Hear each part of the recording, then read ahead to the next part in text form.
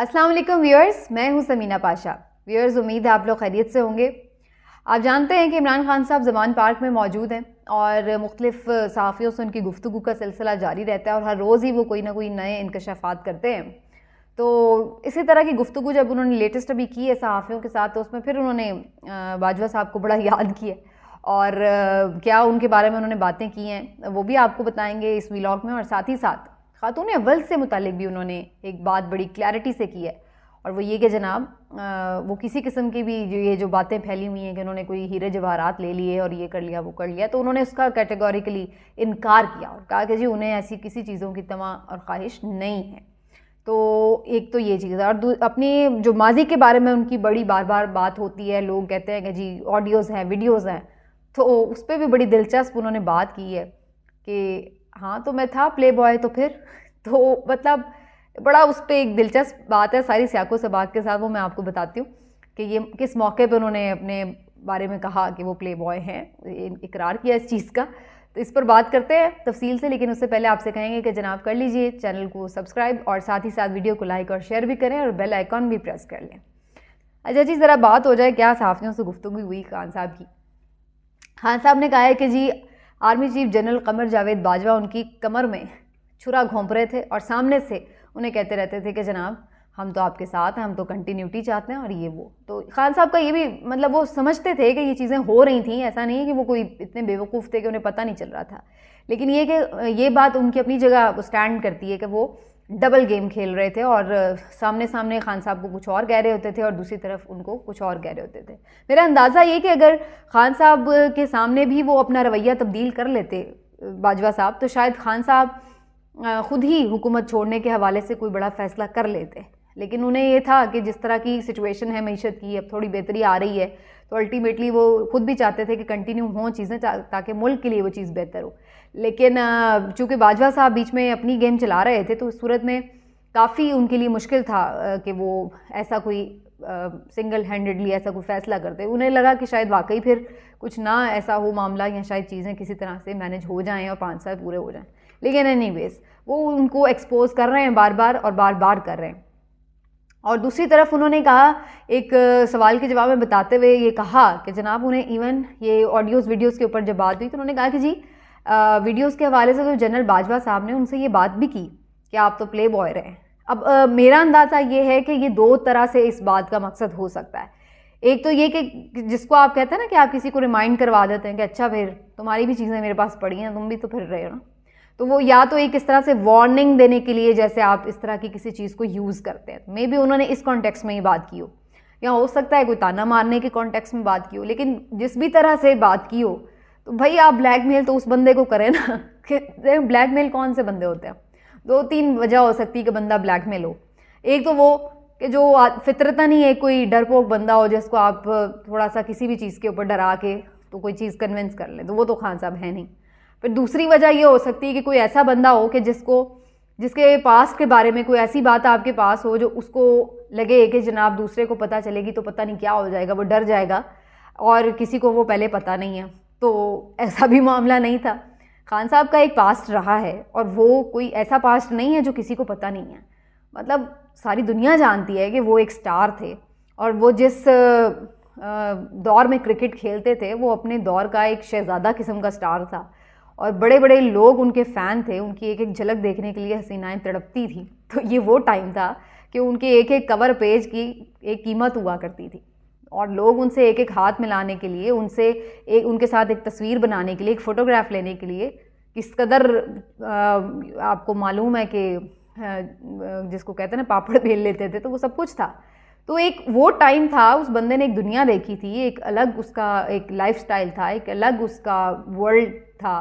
तो वो एक था दौर और वो सबको मालूम है। तो अब इसमें या तो ये कोई हो ना कि ये कोई नया इंकशाफ हो गया जो पहले किसी को पता नहीं था, तो फिर तो कोई बात भी है डरने की या कोई ब्लैकमेल होने की। तो वो तो भाई ये चीज़ें सबको पहले से ही पता थी, इसमें कौन सी कोई नई बात आ गई,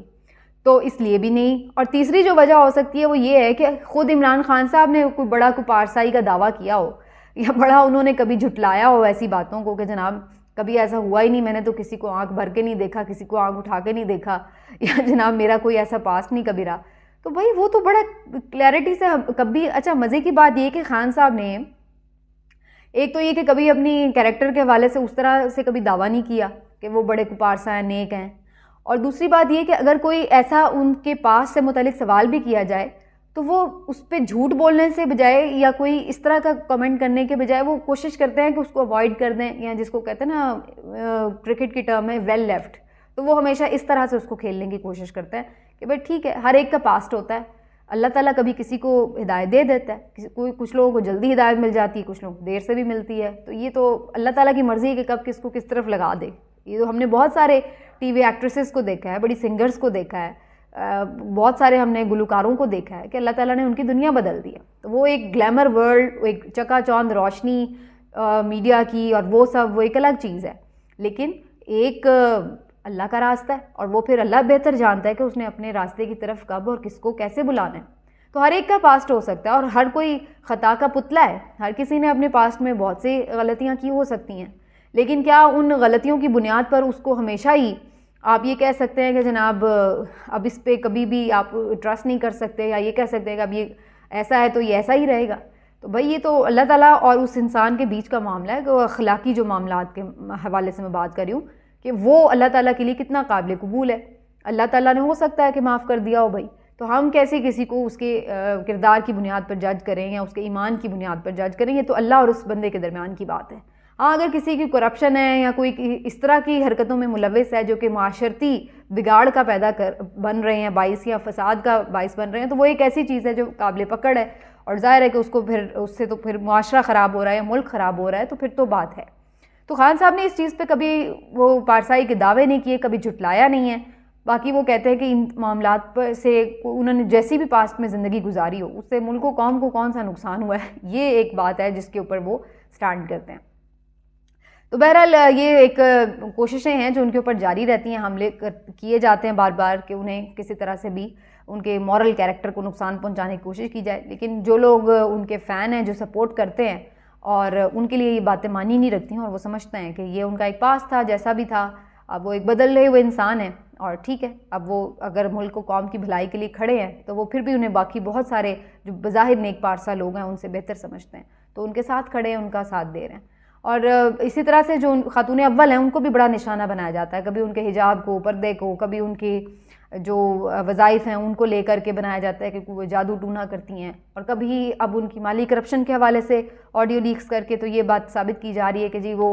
मुख्तलिफ जो तोशा खाना के तहाइफ थे उसके हवाले से भी, मुख्तलिफ प्रॉपर्टी डीलर से ज्वेलरियाँ लेने के हवाले से भी, और इस तरह के मामलात में भी, माली करप्शन में भी मुलविस रही हैं। तो इस किस्म की भी कोशिश की जाती रही है। फरागोगी से भी उन्हें इसीलिए जोड़ा जाता रहा है कि माली करप्शन का जो एक स्कैंडल है वो बनाया जा सके। तो उस पर भी कैटेगोरिकली आज खान साहब ने कहा है कि जी बहैसियत खातून अव्वल वो कोई ये थोड़े तो पॉलिटिक्स में है या कुछ वो ऐसे पैसे बनाएंगी या क्या करेंगी, वो ठीक है, वो कभी कोई पनागाह का दौरा करके वो देख लिया मामलात को, तो इस हद तक उनका वो एक किरदार था, पता नहीं क्यों उनको बार बार बीच में लाया जाता है। तो इस पर खासा नागवारी का इजहार हमेशा करते हैं, और होना भी चाहिए कि ये चीज़ नहीं होनी चाहिए कि किसी को भी आप जो है वो बिला वजह घसीट कर उसका किरदार कुशी करें। लेकिन बहरहाल ये सिलसिला जारी और सारी है। एक और अहम चीज़ ये कि खान साहब ने एक बड़ा अच्छा कदम उठाया जिसको मैं एडमायर कर रही हूँ, कि बहुत मुतालबा किया जा रहा था पीडीएम की जानिब से कि जनाब आप जो सैलाब ज़दगान के मामलात हैं, जो पैसे आपने इकट्ठे किए थे बड़े टेलीथॉनों में, तो वो किधर आपने लगाए, क्यों नहीं उसका हिसाब देते। तो पहले तो भाई अपने गिरबान में झांकना चाहिए, यानी वो पीडीएम हुकूमत जिसका बुनियादी तौर पर हुकूमत होते हुए ये काम था कि आपकी जिम्मेदारी थी कि ये सैलाब ज़दगान की दाद रसी करें, आपने उल्टा उन्हें फैसिलिटेट नहीं किया, बल्कि जब खान साहब टेलीथॉन करते थे तो उन पर पाबंदी लगाई हुई थी कि वो लाइव आ ही नहीं सकते टीवी पे। सोशल मीडिया पे उन्होंने सारी कैंपेन अरेंज की, फिर वहाँ पे जब उन्होंने पैसे इकट्ठे कर लिए तो उन्होंने ये मजाक उड़ाना शुरू कर दिया कि ये सिर्फ अनाउंसमेंट्स हैं, पैसे तो आने नहीं। अच्छा जी, फिर जब ये शो हुआ कि जी पैसे आए हैं तो फिर इन्होंने ये शुरू कर दिया सारा एक प्रोपेगेंडा के जनाब पैसे तो इन्होंने लगाए ही नहीं सैलाब ज़दगान पे, किधर हैं वो पैसे, किधर हैं भाई, पहले आप अपना तो हिसाब दें, आपने कौन से पैसे इकट्ठे किए। ये बिलावल साहब जो पाकिस्तान के दौरे पे कभी कभी आते हैं और सब कह रहे थे कि जी बड़ा उन्होंने कोई कारनामा कर लिया, अक़वाम मुत्तहिदा में जाके बड़े को पैसे इकट्ठे कर लिए, कितने पैसे इकट्ठे किए, दें हिसाब, कहाँ लगाए वो, दें हिसाब, है कोई हिसाब। सिंध में तो अभी भी सबसे ज़्यादा बुरा हाल इस वक्त अभी भी सैलाब ज़दगान का सिंध के इलाके में, बाकी तो सबकी कुछ ना कुछ दादरसी हो गई है, वहाँ अभी भी लोग खुले आसमान तले सर्दी के मौसम में पड़े हुए हैं, तो वहाँ पर कौन है उनका पूछने वाला। आप लोगों ने कोई हिसाब दिया। मरियम औरंगज़ेब साहिबा जो हैं वो आके और जितनी मर्जी ज़ुबान दराजी आप उनसे करवा लें, कभी उन्होंने बहैसियत वज़ीर इत्तलात यहाँ के बताया है कि क्या सिचुएशन है मुल्क में, कोई आदादो शुमार दिए कि किधर हैं वो पैसे? तो आप बैठ के टीवी पे प्रोग्राम्स तो करवा लेते हैं खान साहब के खिलाफ कि जी ये सादिक और अमीन नहीं है, इन्हें तो सिर्फ बाजवा साहब ने दिलवाया था ये अवार्ड और ये था और वो था।